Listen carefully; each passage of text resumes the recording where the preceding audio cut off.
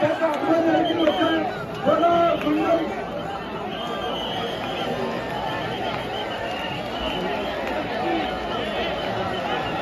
गर्दी करू नका, गर्दी करू नका.